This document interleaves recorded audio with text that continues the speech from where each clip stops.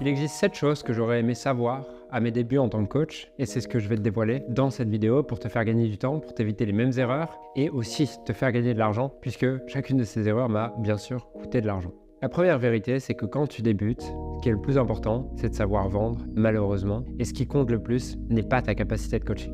C'est qu'à court et moyen terme, celui qui va le mieux réussir est celui qui sait le mieux vendre, communiquer, le mieux donner envie aux gens de travailler avec lui, pas le meilleur. Ce qui veut dire que si tu veux vivre de ton activité, il va falloir apprendre à vendre, il va falloir apprendre à communiquer. Et je vois beaucoup trop de coachs qui n'étaient pas du tout prêts à cette réalité, qui se retrouvent du coup à se plaindre de devoir vendre, alors que vendre, c'est l'essence du démarrage de ton activité.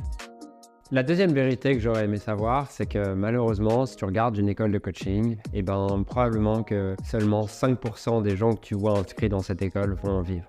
C'est une triste réalité, mais il vaut mieux en être conscient pour savoir si tu as envie de faire partie de ces 5-10%. Et ces 5-10%, ils ont quelque chose en commun. C'est 1, la détermination et le fait que c'est pas une option de faire autre chose. C'est une vraie passion. Ils veulent en faire leur vie, leur métier. Et 2, ces personnes-là vont être prêtes à faire ce qu'il faut pour ça, c'est-à-dire apprendre le marketing, la vente, comme on l'a vu dans la première vérité.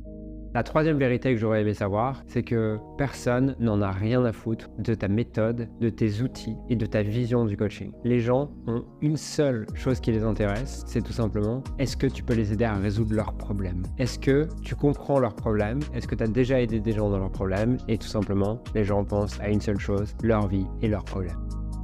Et toi, ce que tu dois faire, c'est savoir parler de ça, adresser ça, gagner de la confiance auprès des gens dans le fait que tu sais parler de leurs problèmes. Et dans le marketing, on dit souvent que, paradoxalement, le simple fait d'être capable de décrire le problème d'une personne mieux qu'elle-même ne l'a décrit, fait que cette personne va penser que tu as la solution pour elle. Et donc, ton rôle, c'est de parler des problèmes des gens et pas de ta méthode.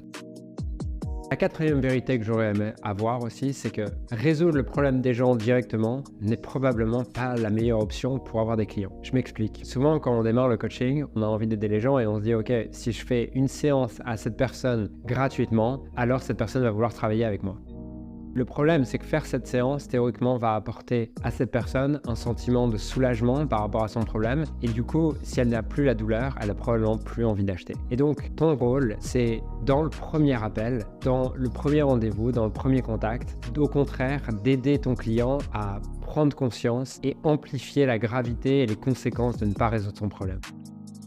La cinquième vérité qui va avec cette quatrième vérité, que j'aurais aimé connaître en démarrant mon activité de coaching, c'est que ça demande un sacré courage, ça demande une sacrée force interne d'avoir une personne face à toi que tu as amené à prendre conscience de son problème, des conséquences de son problème, de savoir que tu pourrais l'aider là maintenant, mais de ne pas le faire parce que tu sais que ne pas le faire va lui permettre de s'engager dans un accompagnement plus long et d'aller plus en profondeur et que ça va l'aider à résoudre son problème durablement. Mais c'est dur d'être face à elle, de sentir que tu aurais la solution et de pour autant la garder pour le moment où la personne va payer, s'engager et après seulement lui donner.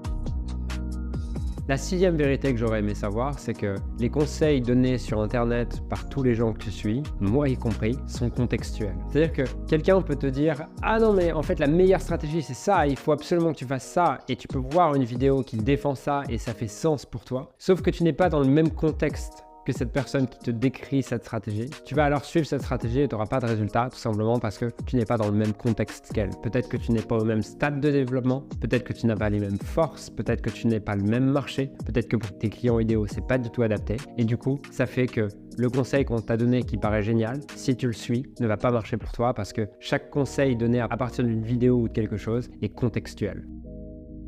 La septième vérité que j'aurais aimé connaître, c'est que le monde du coaching est un monde dans lequel il y a énormément de bruit. Pourquoi? Parce que c'est séduisant. C'est-à-dire que aider les gens en discutant et être très bien payé, en travaillant d'où tu veux, en faisant rien d'autre que parler aux gens, c'est hyper séduisant comme opportunité. Et surtout, quand des gens te disent que tu peux gagner 10 000 euros par mois en 90 jours, 10 000 euros c'est le salaire d'une personne qui a travaillé 40 ans et qui a fait une grande école. Peut-être un peu moins, j'exagère peut-être, mais en tout cas, tu vois ce dont je te parle. Et donc, ça fait que c'est un marché sur lequel il y a énormément de bruit. Et plusieurs fois, je me suis perdu. Ça m'arrivera peut-être encore. Et à chaque fois, ce qui m'a aidé, c'est de me rappeler pourquoi est-ce que j'avais démarré. Donc, sois au clair sur pourquoi tu as démarré. Probablement que tu prendras des décisions beaucoup plus justes parce qu'elles seront basées sur ta véritable direction. Voilà, ce conseil. Je t'invite à les reprendre un par un, être au clair là-dessus. Et j'espère que ça t'aidera dans le développement de ton activité.